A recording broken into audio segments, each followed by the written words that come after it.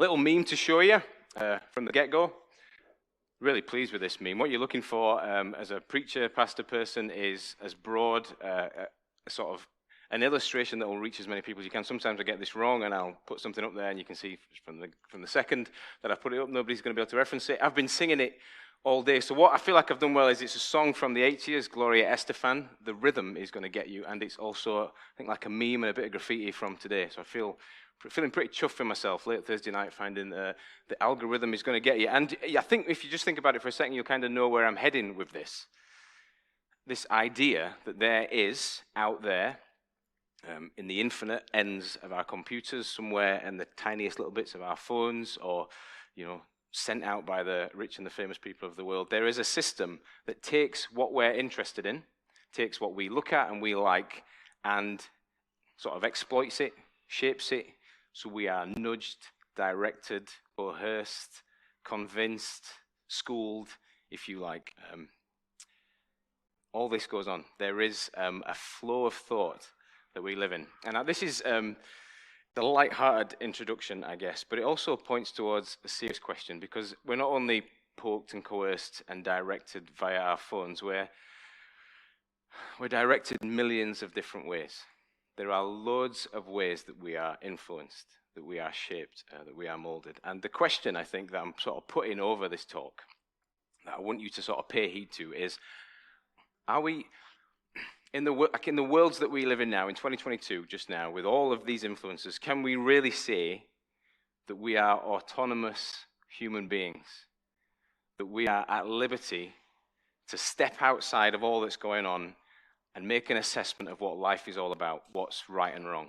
Or is it the case that we are on some sort of social media, capitalist, whatever, driven conveyor belt that sort of directs us and affects how we see life, how we see the most important things, how we see even what's moral and what's not?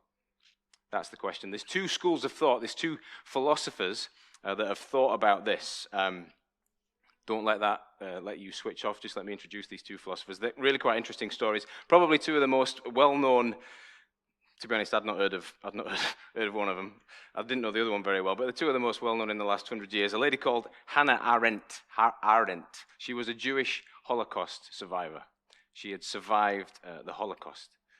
She'd come out the other end of it. Both these philosophers did a lot of their thinking during World War II. They thought about why we were here and their existence and that kind of thing in World War II. And she was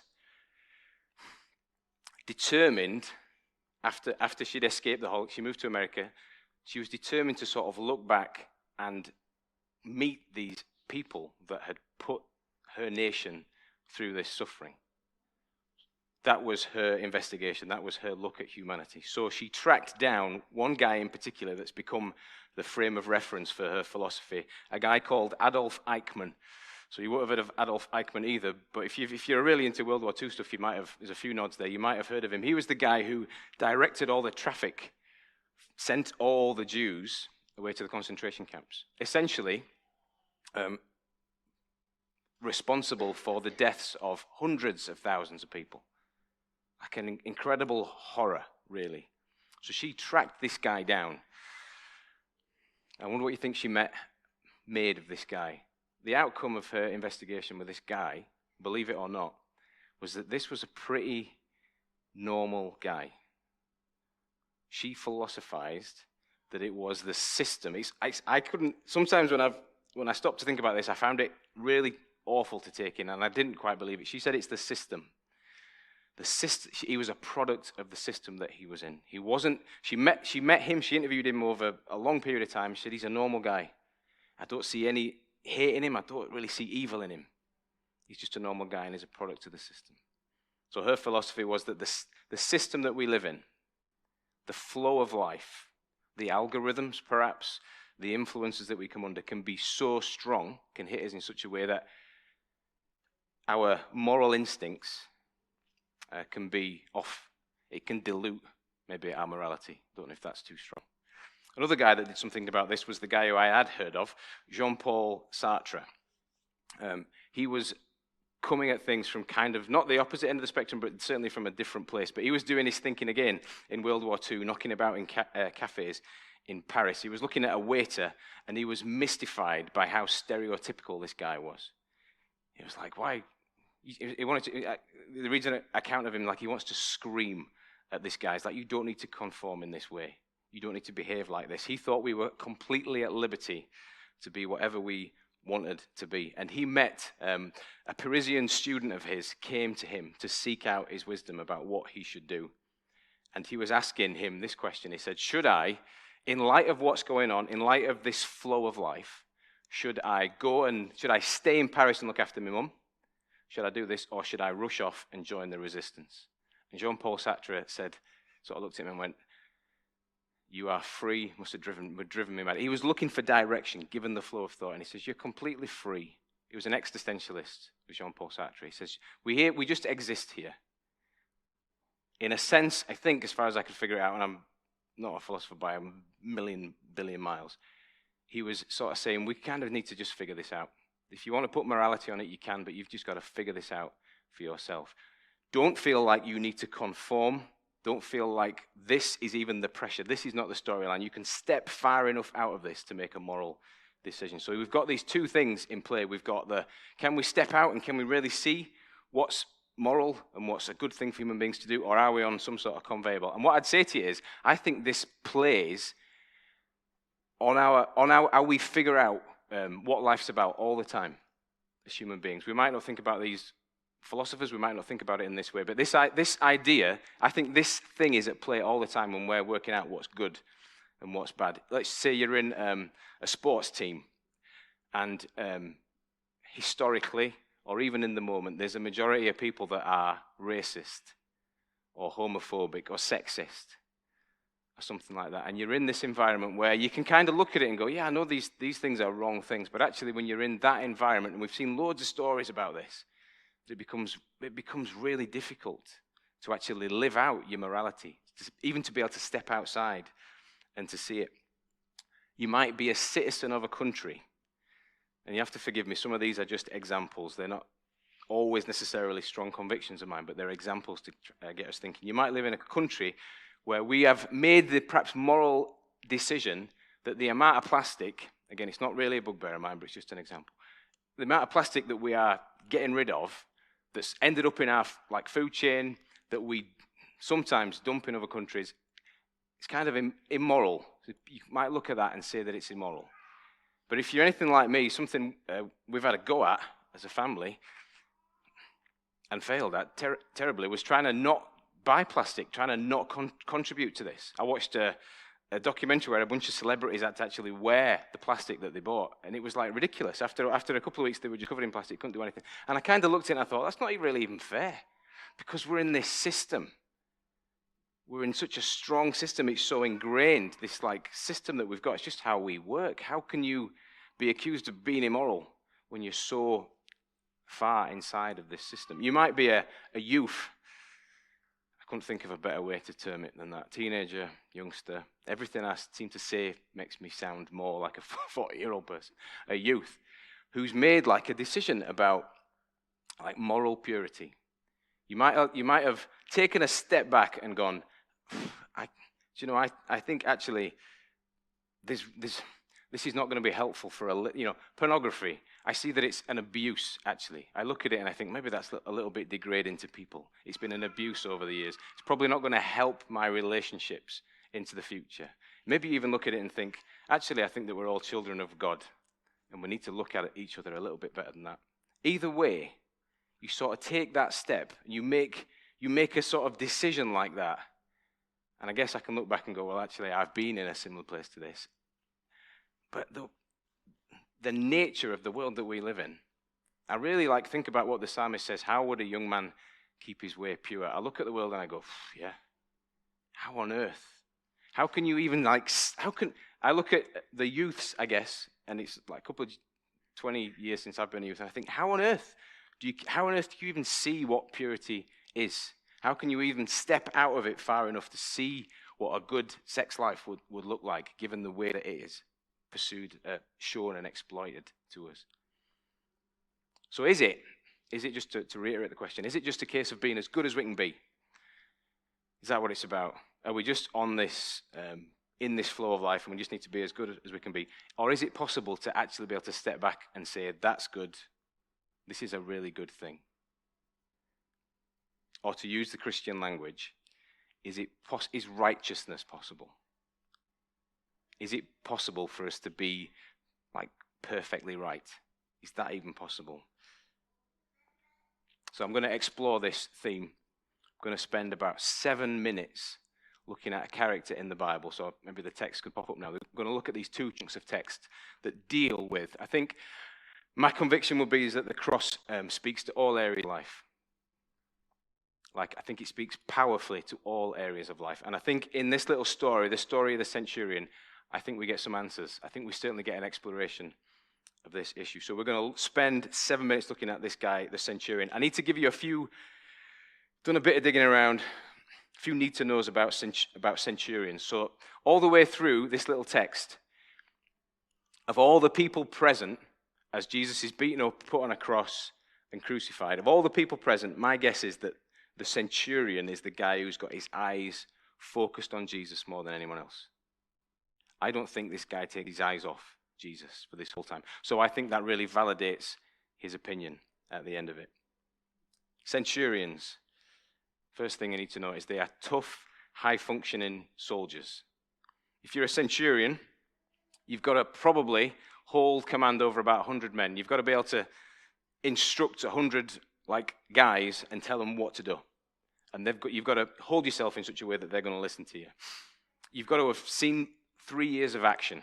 You've got to have served on the front line. Basically, if you're a centurion, one of the other things I read was that you needed to be of a certain stature and a certain height and a certain intellect. You had to be able to receive instructions and dish out instructions. You had to be kind of a solid soldier guy. And you can say about the centurions that they've seen some stuff. That's probably what you'd say about this guy watching Jesus. He has seen some stuff. Second thing that I want to point out, second need to know, is that they belong to Rome. They are part of the Roman team. That's their story. That's their gang. I wanted to get a picture up, but I didn't quite manage it. But anytime you sort of Google a picture of a Roman centurion, you see them there in all the armor with the sort of feathery hat and all of the team colors and all that kind of thing. They belong to this dream that is Rome. Centurions have fought and risked their life for this dream that is Rome. They've got their eyes on their villa in Rome as their sort of pension pot. They've bought into this way of life for years and years and years. Rome is in their identity.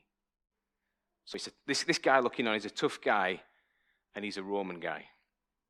He's got his Hail Caesars in the back of his mind. He's got these Roman mantras running through his mind. And in this story that we're going to look at here, he doesn't take his eyes off Jesus. Verse 16 through to 20, read it with me.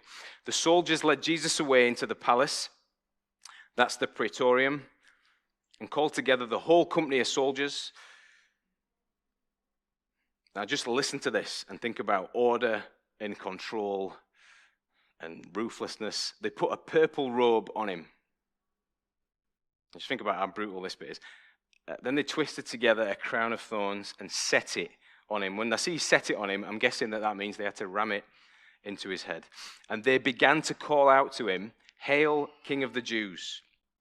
They're mocking him. And again, they struck him. I can't imagine how much this would hurt. Again and again, they struck him on the head with a staff. This been bashed on the head by a bit of wood, and they spat on him. Falling on their knees, they paid homage to him.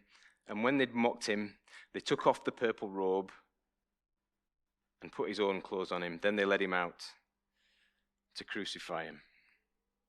What you'd say about the Romans as they stretched out this empire and they worked out how to keep order for an incredibly long period of time. This empire growing and being sustained for a long period of time is they knew how to keep order. They knew how to keep the people in line. They knew how to act in such a way that the people would respect him. So they're dealing with Jesus here.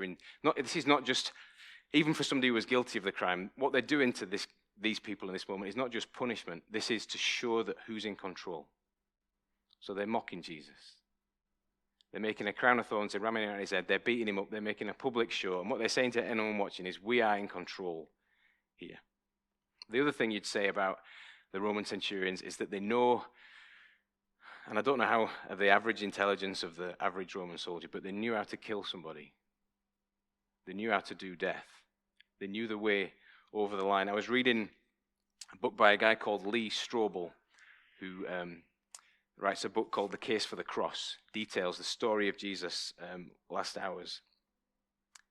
And he said that one of the things that they would have done to him in this moment, they would have lashed him, probably 30 lashes. And what they would have lashed him with would have been like a leather whip, and on the end of it would have been like a ball, and they've had bits of bone and bits of metal in it, and they'd have whacked it against his skin.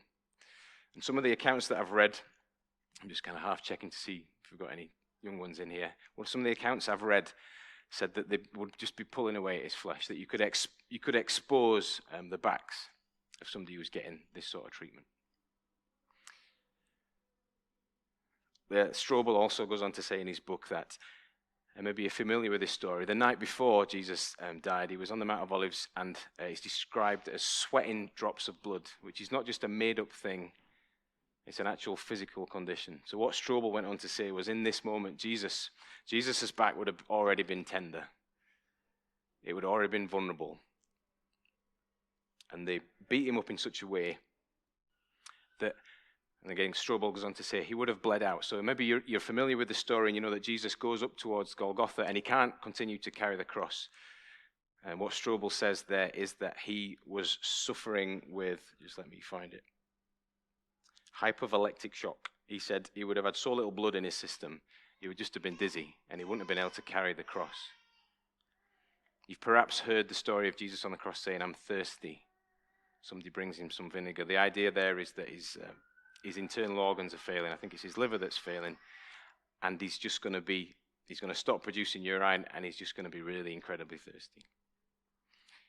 Often, people being crucified wouldn't have got to the cross. They would have died before they got there. These people knew how to do death. And this Roman centurion, and this is the reason I'm going into this detail, because I'm trying to put you in his shoes and in his eyes, is watching over all this. They make their way up to the cross, and we read the account in verse 33 of how Jesus dies. At noon, darkness came over the whole land until 3 p.m. And at 3 p.m, Jesus cries out in a loud voice, Eli, Eli, lama sabachthani, which means, my God, why have you forsaken me? When some of them there heard this, they said, he's calling Elijah. Someone ran, filled a sponge with vinegar, put a staff on it, offered to Jesus to drink. Now leave him, see if Elijah comes to take him down, he said. With another loud cry, Jesus breathes his last. Then, verse 38, the curtain of the temple was ripped in two from top to bottom. When the centurion who stood there in front of Jesus saw how he died, watching all of this whole thing, he says, surely this was the Son of God. So just go through that for a second in your head. This is the Roman centurion. Have him in mind. He's seen this sort of thing. He's seen death, and this kind of death, loads of times, hundreds of times. He has in his mindset